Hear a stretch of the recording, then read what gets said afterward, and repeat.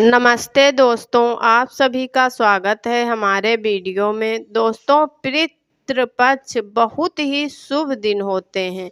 16 दिन उतने ही पवित्र माने जाते हैं जितना कि पवित्र गंगा जल। पितृपक्ष आने पर आपको खुश होना चाहिए, इससे डरना नहीं चाहिए। हमसे जो भी गलतियां हुई हैं, हम पितृपक्ष में उन्हें सुधार सकते हैं, अपना कल और बेहतर बना सकते हैं। दोस्तों, पितृपक्ष और श्राद्ध और तर्पण का खास महत्व होता है। पितृपक्ष में श्राद्ध और तर्पण करने से पितृ प्रसन्न होते हैं और आशीर्वाद देते हैं। पूर्वजों की कृपा से जीवन में आने वाली कई प्रकार की रुकावटें दूर होती हैं। व्यक्ति को कई तरह की मुसीबतों से मुक्ति मिलती है। पितृपक्ष या श्राद्ध ये हमारे पूर्वजों को समर्पित हैं और श्राद्ध पक्ष के दौरान जितना ज़्यादा हो सके सारे कामों को त्याग कर अगर कोई व्यक्ति विशेष तौर से अपने पूर्वजों को प्रसन्न करने में लग जाता है तो उसकी कुंडली के वारे न्यारे हो जाते हैं। साथ ही उसके जीवन में भगवान विष्णु की कृपा तथा माता लक्ष्मी की कृपा बरसती है। इसी वजह से पितृ का विशेष महत्व रहता है। इसी तरह से पितृपक्ष के दौरान बताया जाता है कि जिस प्रकार आप अच्छे कार्य करके अपने पूर्वजों को प्रसन्न करते हैं, तो दूसरी तरफ इस दिन कुछ कार्य ऐसे हैं जिन्हें करने के लिए कतई मना किया जाता है। इन चीज़ों को अगर पितृपक्ष के दौरान पालन करते हैं तो परिवार में खुशियां रहती हैं, अन्यथा आपको दुख की प्राप्ति हो जाती है। आज मैं आपको बताने वाली हूँ कि कितना भी जरूरी क्यों ना हो, कोई आपसे इन चीज़ों को उधार मांगे तो पितृपक्ष के दौरान भूल कर भी ये 4 चीज़ें किसी को ना दें, अन्यथा आपके परिवार में कंगाली देखने को मिल सकती है। आपको पितृ आपके घर का त्याग कर सकते हैं, वह रुष्ट हो जाएंगे, लग जाएंगे, पितृ दोष लग जाएगा। आगे बढ़ने से पहले अगर आप भगवान शिव से प्यार करते हैं तो सच्चे दिल से कमेंट में लिखिए ओम नमः शिवाय और हमारे चैनल को सब्सक्राइब जरूर करें। दोस्तों, आज के समय में उधार देना लेना हर व्यक्ति के जीवन में जरूरी सा हो जाता है। कोई किसी को उधार देता है तो इस बात के लिए कि उनके जीवन में अच्छी चीज़ें प्राप्त हो सकें, तो इस वजह से उधार देते हैं कि कुछ व्यक्ति सामाजिक सरोकार निभाने के लिए उधार देते हैं। लेकिन दोस्तों, क्या आप जानते हैं कि खास तौर पर पितृपक्ष के दौरान अगर आप ऐसा करते हैं तो आपके जीवन में कंगाली विद्वान हो जाती है। इसलिए कम से कम पितृपक्ष में ऐसा ना करें। बात करती हूँ सबसे पहली चीज़ की। पितृपक्ष पर सबसे पहली चीज तो यह है कि अपने पूर्वजों से जुड़ा धन या किसी प्रकार की कोई चीज आप किसी भी व्यक्ति को ना दें। जैसे कि हमारे बुजुर्गों द्वारा दिया गया कोई चांदी का सिक्का या रुपया पैसा या फिर आशीर्वाद के तौर में दी गई कोई कीमती चीज या कोई धार्मिक वस्तु या किसी भी प्रकार की कोई निशानी और भगवान से जुड़ी पूजा की सामग्री आप भूल कर भी किसी को उधार या फिर दान के तौर पर कभी ना दें, क्योंकि माना जाता है कि अगर आप इस प्रकार की सामग्री दूसरे व्यक्ति को दे देते हैं तो आपके पूर्वज नाराज हो जाते हैं और बुजुर्गों द्वारा मिला आशीर्वाद खत्म हो जाता है। इससे पितृदोष लगता है और आपको वह नहीं प्राप्त हो पाता जो आपके पूर्वज यानी आपके पितृ जो आपके लिए करने वाले थे।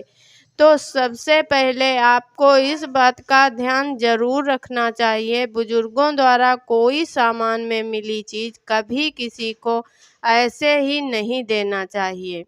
इसे हमेशा रखें संभाल कर।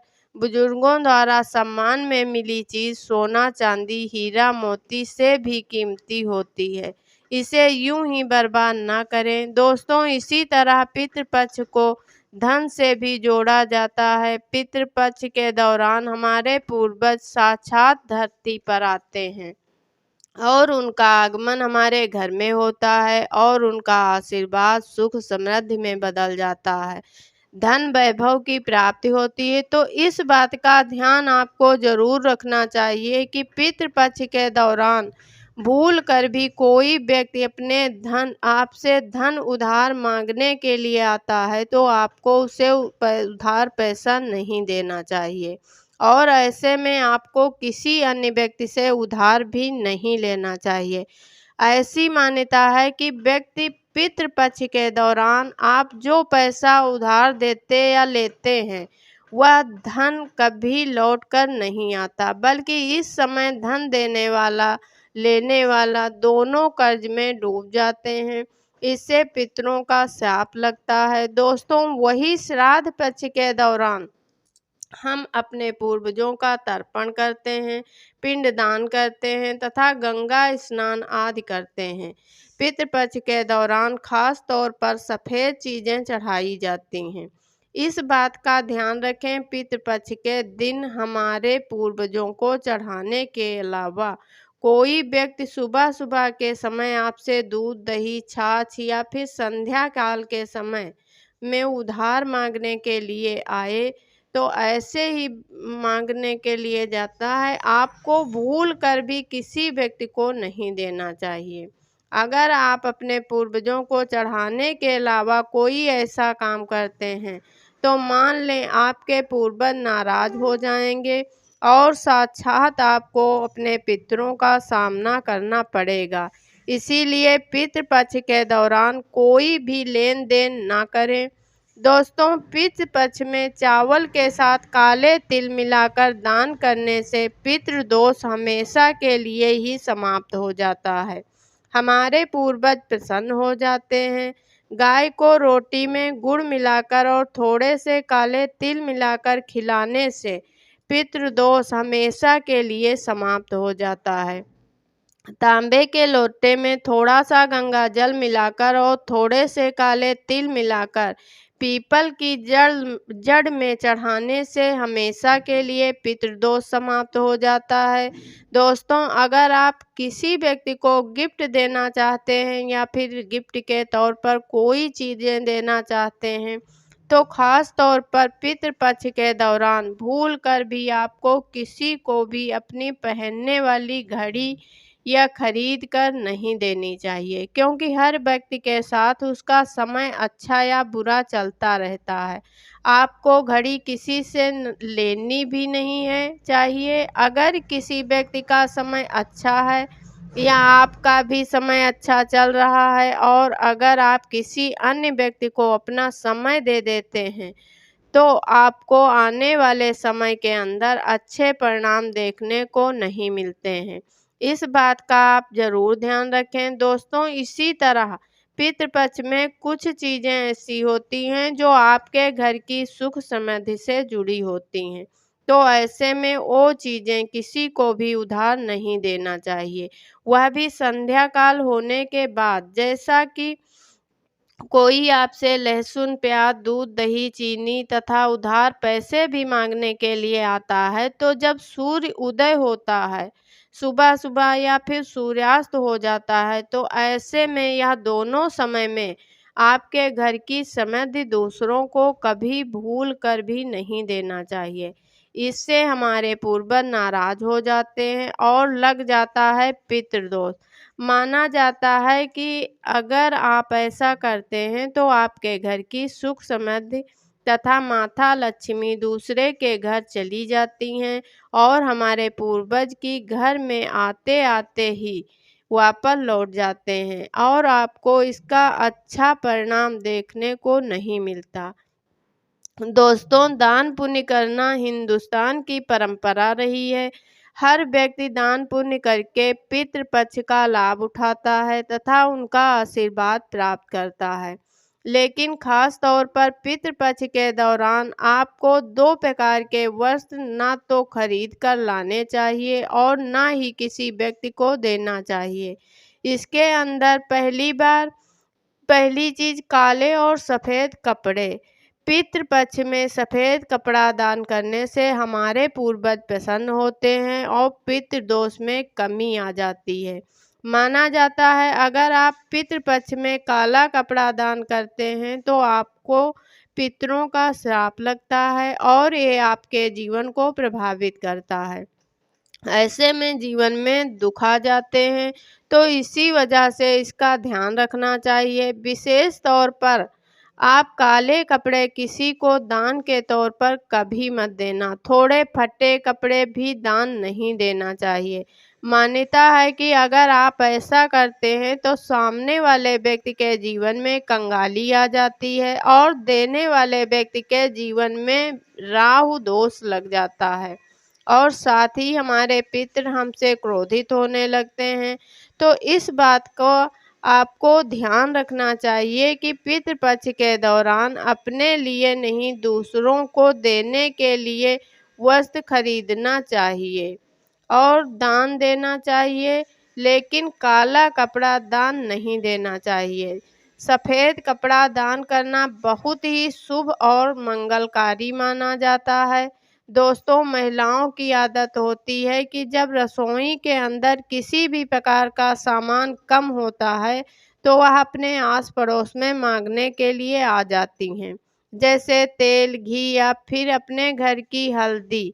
तो यह तीन चीज़ें चीज़ें सौभाग्य का प्रतीक मानी जाती हैं। खास तौर पर पितृपक्ष के दौरान जिस घर में ये चीज़ें होती हैं तो वह वहाँ पर सुख समृद्धि बनी रहती है। तो पितृपक्ष के दौरान अपने घर से भूल कर भी इस प्रकार की कोई भी चीज़ें आपको ना दें।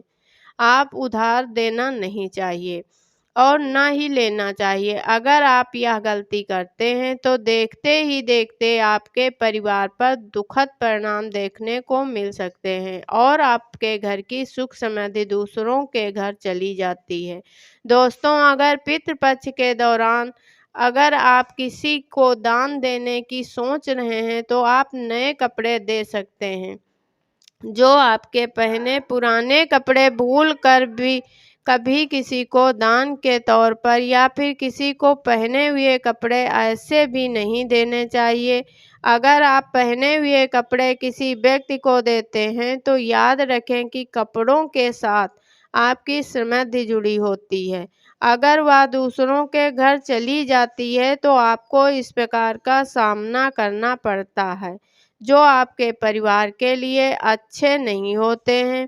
इसीलिए इस बात का ध्यान रखें और आप पितृपक्ष के दौरान और आप नए कपड़े खरीद कर ही दान करें। लेकिन ध्यान रखें, इस समय काला कपड़ा किसी को दान ना करें, नहीं तो लगेगा पितृदोष। दोस्तों, बासी रोटी ना किसी को देना चाहिए, ना ही किसी जानवर को खिलाना चाहिए। बासी रोटी हमेशा बासी ही कहलाती है। इसीलिए अगर आप अपने पूर्वजों की कृपा प्राप्त करना चाहते हैं तो ऐसे में ताज़ी बनी रोटी तथा ताज़े बने चावल ही खिलाने चाहिए, जिससे हमारे पूर्वज प्रसन्न होते हैं। लेकिन याद रहे, रोटी में थोड़े काले तिल अवश्य ही मिलाएं। दोस्तों, सुहागिन स्त्री माता से जुड़ी चीज़ें आती हैं जो सुख समृद्धि को बढ़ाती हैं और यही चीज़ें माता लक्ष्मी को आमंत्रित करने का कार्य करती हैं। तो ऐसी चीज़ों से जुड़ी वस्तु आपको किसी स्त्री को नहीं देना चाहिए। सुहागिन स्त्री विशेष तौर से ध्यान रखें कि अपने माथे पर लगाने वाला सिंदूर तथा गले में धारण करने वाला मंगलसूत्र और तीसरी चीज़ अपने पैरों में पहनने वाली पायल और चौथी चीज़ पैरों के बिछुए और चूड़ियाँ भी जो सुहागिन का प्रतीक मानी जाती हैं। तो ये 5 चीज़ें किसी भी सुहागिन स्त्री को भूल कर भी ऐसी ही चाहे आपकी बहन क्यों ना हो, पहनने के लिए नहीं देना चाहिए और ना ही किसी अन्य स्त्री को आपको लेना चाहिए। इस बात का आप ध्यान रखें तो निश्चित ही आपको इसका प्रभाव देखने को मिलेगा और पूर्वजों की कृपा आपको देखने को मिलेगी।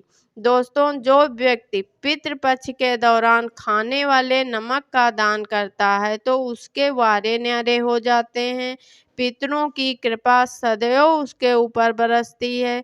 पितृपक्ष के दौरान नमक का दान हर हाल में आपको करना चाहिए। नमक का दान गुप्त दान माना जाता है। अगर आपको सुख समृद्धि की इच्छा है और आपको अपने पूर्वजों की कृपा पाना है तो पितृपक्ष के दौरान नमक का दान करना ना भूलें।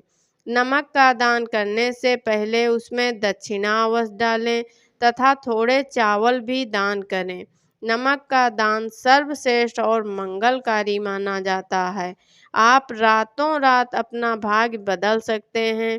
कच्चे दाल चावल नमक आदि दान करने से तथा उसमें थोड़े काले तिल डालने से हमारे पूर्वज आशीर्वाद देते हैं और धन से माला माल बना देते हैं। दोस्तों, अगर आप भोलेनाथ की कृपा प्राप्त करना चाहते हैं तो कमेंट में लिखें हर हर महादेव, ओम नमः शिवाय और वीडियो को लाइक करें। धन्यवाद।